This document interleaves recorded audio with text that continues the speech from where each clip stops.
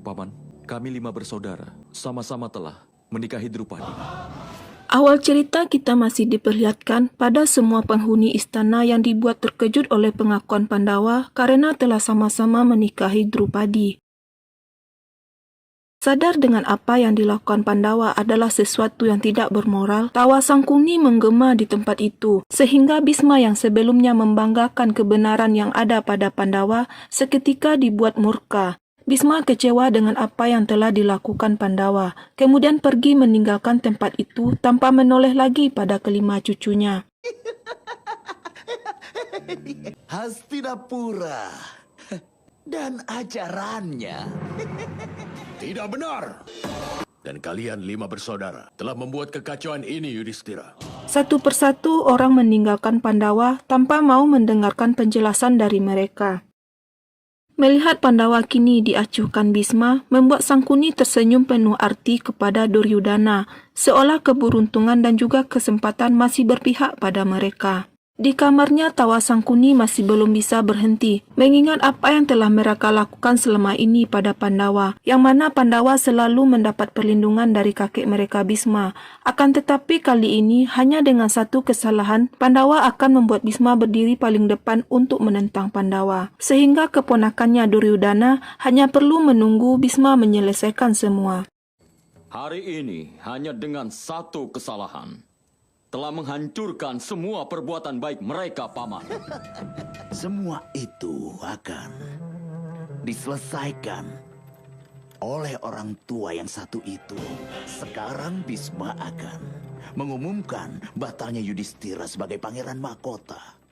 Sadar akan perkataan pamannya benar, membuat kepungahan Duryudana kembali terlihat. Di balkon istana, Bisma terlihat melamun sambil menatap bendera Hastinapura yang selama ini berusaha dia lindungi. Akan tetapi harapan yang dia gantungkan pada Yudhistira selama ini sekarang pupus sudah. Meskipun Perdana Menteri Widura berusaha menjelaskan, namun tetap itu semua tidak bisa diterima oleh Bisma dan menganggap keputusan yang diambil Yudhistira kali ini akan membuatnya tidak layak menjadi penerus raja.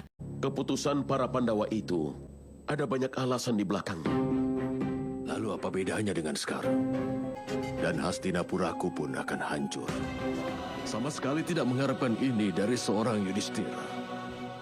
Sementara di tempat lain, Pandawa juga terlihat bersama membicarakan kakek Bisma yang begitu kecewa terhadap mereka karena dianggap telah melakukan sesuatu yang memalukan. Yudhistira pun terlihat bingung apa solusi yang harus dia ambil untuk kondisi yang sedang mereka hadapi. Jika mereka menerima kemarahan Bisma yang agung, bisa jadi nanti mereka akan diusir dari istana. Maka sudah pasti Duryudana lah yang akan dinobatkan. Namun di sisi lain, itu semua juga merupakan ketidakadilan bagi Pancali, yang mana akan dianggap hina bagi semua orang jika mereka tetap dianggap telah melakukan dosa. Tak juga mendapat solusi terbaik, kemudian Bima meminta pendapat pada Pancali dari keadaan yang mereka hadapi. Pancali yang sedari tadi diam mendengarkan Pandawa atas dilema yang mereka hadapi, meminta izin untuk bisa berbicara langsung dengan kakek Bisma. Awalnya Pandawa kaget dengan permintaan Pancali, namun setelah Pancali menjelaskan, akhirnya Pandawa pun mengizinkannya. Pagi pun menjelang. Di tepian sungai Gangga, Bisma yang agung berdiri memberikan persembahannya untuk menyambut Dewa Surya. Akan tetapi air persembahannya itu tidak mau bercampur dengan sungai Gangga. Tak lama kemudian Pancali datang menemui Bisma yang agung. Bisma pun menanyakan tujuan kedatangan Pancali menemuinya. Pancali dengan sopan menyampaikan tujuannya pada Bisma.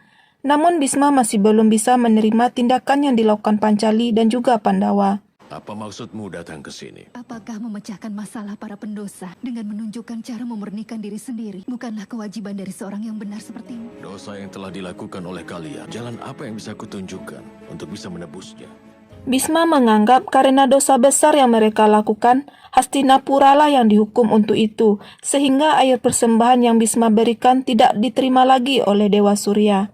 Bahkan sekarang, air yang kuberikan sebagai sebuah persembahan tidak diterima lagi oleh Dewa Surya.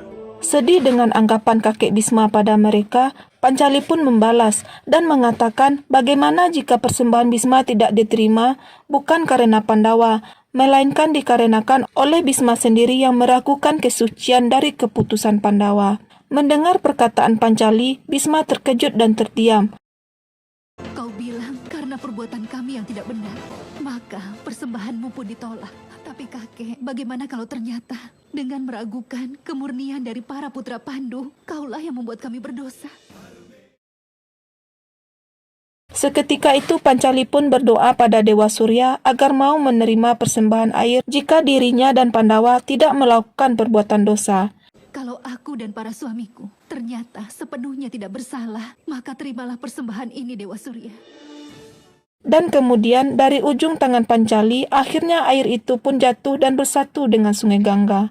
Melihat itu Bima terkejut dan tidak bisa berkata apa-apa.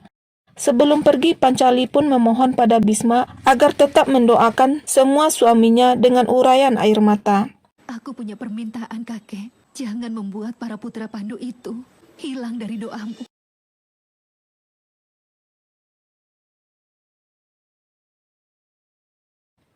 Sidang di ruang istana digelar untuk penyambutan Pandawa. Karena kejadian sebelumnya, suasana di istana sedikit terlihat menegangkan. Bahkan sang raja sedikit enggan menerima salam dari Pandawa dan juga istrinya. Hanya kakek Bisma dan Perdana Menteri Widura yang mau menanggapi salam mereka.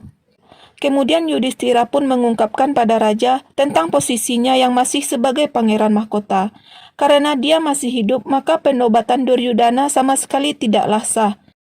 Mendengar penuturan Yudhistira, raja terlihat sedikit keberatan, namun segera dipotong Duryudana karena dia akan menjerahkan tahtanya lagi pada Yudhistira. Pandawa dan raja sedikit bingung mengapa Duryudana dengan sukarela mau memberikannya, tanpa ada sedikit pun penolakan seperti yang biasa dia lakukan. Saat bangunan tua masih berdiri, sebuah bangunan baru tidak bisa dibangun di tempat itu. Karena itulah, Paman, saat Pangeran Mahkota yang lama masih ada, Pangeran Mahkota baru tidak bisa menggantikan tempatnya. Aku tentu saja saudara Yudhistira. Untukmu akan aku serahkan tahta ini. Namun saat Yudhistira akan duduk di tahtanya, dengan senyum licik Duryudana kembali mempertanyakan kelakuan tidak bermoral Yudhistira dan saudaranya yang menikahi satu wanita. Tapi jawablah pertanyaanku ini. Saat sang suami masih bernafas, seorang wanita yang berhubungan dengan pria lain, maka disebut tidak bermoral. Mendengar perkataan Duryudana itu membuat Pancali merasa terpojok dan jelas membuat semua Pandawa geram menahan amarah. Kemudian Duryudana pun kembali menegaskan orang yang tidak bermoral sama sekali tidak pantas untuk duduk di tahta yang begitu sakral. Posisi Pangeran Mahkota adalah posisi sakral. Kemudian meminta ayahnya menegakkan keadilan atas dosa yang dilakukan Pandawa. Dan yang mulia, tunjukkan keadilanmu. Tidak ingin terus dihakimi, Yudhistira pun maju untuk menjawab pertanyaan dan anggapan-anggapan buruk yang Duryudana tujukan padanya dan keluarganya. Namun sebelum itu, raja yang terbujuk dengan ungkapan adanya Duryudana dengan tegas mengatakan kalau dia mengusir Yudhistira dan seluruh keluarganya keluar dari istana. Aku bisa menjawab pertanyaanmu itu, Saudara Duryudana. Tidak perlu melakukan hal itu, Yudhistira. Aku mengusirmu dan keluargamu keluar dari istana ini sekarang juga. Mendengar perintah raja membuat semua Pandawa terkejut, namun Duryudana dan pamannya Sangkuni tersenyum penuh kemenangan.